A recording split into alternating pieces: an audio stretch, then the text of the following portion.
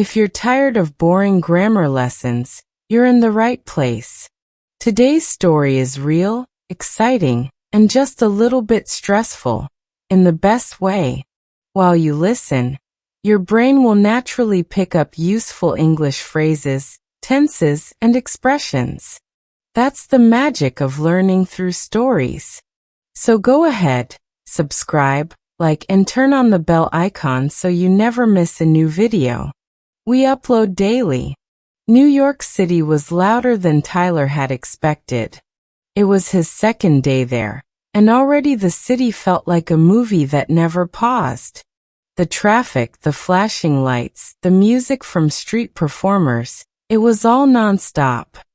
He had come with his best friend Max, who was just as excited and just as lost in the energy of the city. They had made a big plan for the day. Museums in the morning, lunch from a food truck, then a visit to Times Square in the evening when the lights were brightest. Tyler had heard people call it the center of the universe, and he was ready to see why. After a long subway ride and a few wrong turns, they finally made it. Times Square. It was overwhelming. There were lights everywhere, on the buildings, on moving screens, even on taxis. People were walking in every direction. Some were staring up with their mouths open. Others were dancing or performing or selling tickets. It smelled like pretzels and street smoke. Tyler looked around, amazed. His eyes were bouncing between signs and screens and people. Then he realized Max wasn't beside him anymore. He turned to his left. Nothing. He turned to his right. No Max. He spun around in a small circle. Still nothing. At first, he thought Max had just stepped aside to take a photo or buy something. So Tyler waited. He stood by a trash can and watched the crowd for any sign of his friend.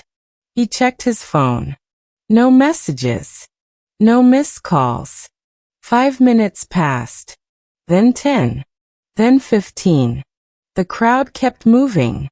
Tyler began to walk slowly through the square, weaving between people, scanning faces. He passed a man in a costume, a woman holding a snake, and a family posing for photos with a cartoon character. No Max. He sent a quick message. "Where are you?" No response. Then he called.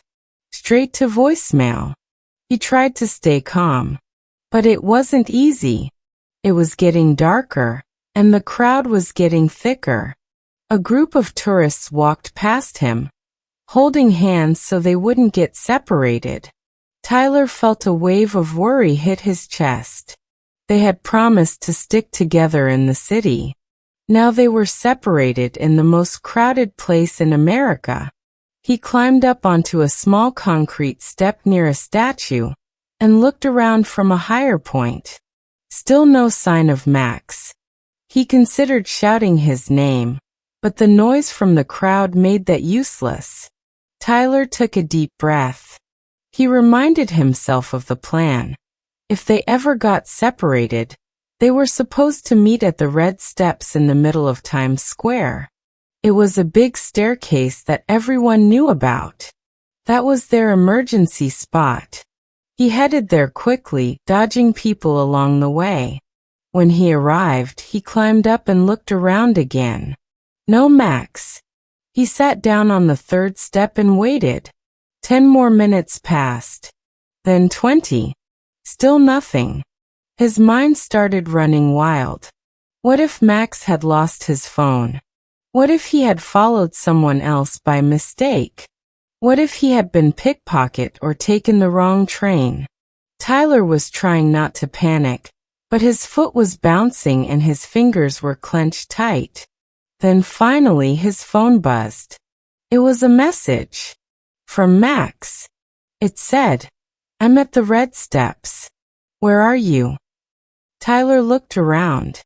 He was at the red steps. He stood up and scanned the crowd again. Then he saw him.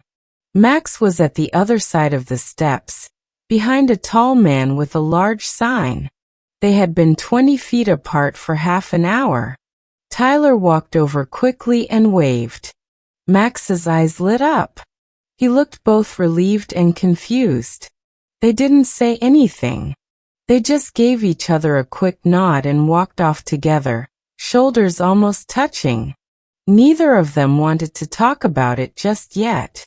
They found a quiet side street and grabbed 2 bottled waters from a corner store. They sat on a bench, breathing deeply, listening to the distant sounds of the crowd.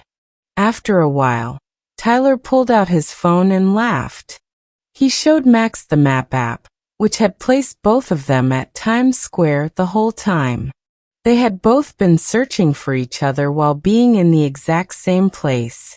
Max shook his head and smiled. They both knew this story would become a classic memory.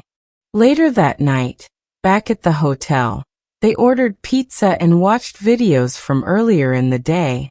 Tyler found a blurry photo of the red steps with a tiny version of Max hidden behind the crowd. He saved it and renamed the photo, Lost and Found.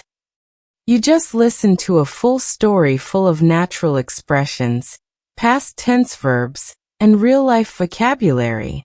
And it didn't feel like studying, did it? That's how powerful stories are when it comes to language learning.